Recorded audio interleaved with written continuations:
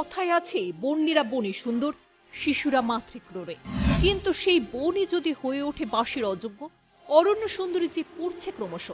জঙ্গলের প্রাণীরাই বা বাসা বাঁধবে কোথায়? বাধ্য হয়ে তাই জঙ্গলের প্রাণী আসছে লোকালয়ে। আতঙ্কে দিন কাটাচ্ছে ঝাড়গ্রামবাসী।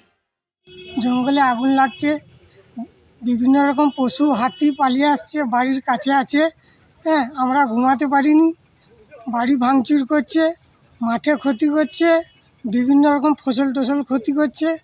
তাতে প্রশাসনকে বা ফরেস্ট ডিপার্টমেন্টকে এখানে দায়ী করা চলে না। এরা সাধারণত যে বা যিনারা আগুনটা লাগাচ্ছেন ওনারা অন্যায়টা করছেন। তো তিনাদেরকে চিহ্নিত করার দরকার আছে, তিনাদের বিরুদ্ধে কোনো যদি ব্যবস্থা থাকে ব্যবস্থা নেওয়ার দরকার আছে।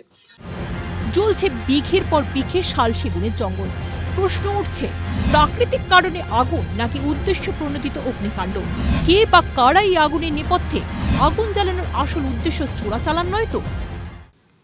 কী কারণে লাগাচ্ছে সেটা আমরাও বলতে পারছি না, কিন্তু যারা লাগাচ্ছে তারা অনুচিত কাজ করছে, যাতে এই কাজটা না করে।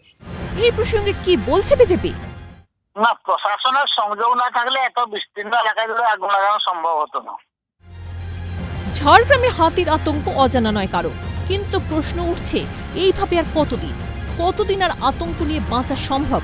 অন্যদিকে এই প্রশ্ন উঠছে, জঙ্গল থেকে বিতাড়িত হয়ে প্রাণ হারাবে কত নিষ্পাপ প্রাণী? উত্তরটা বোধহয় জানা নেই কারো।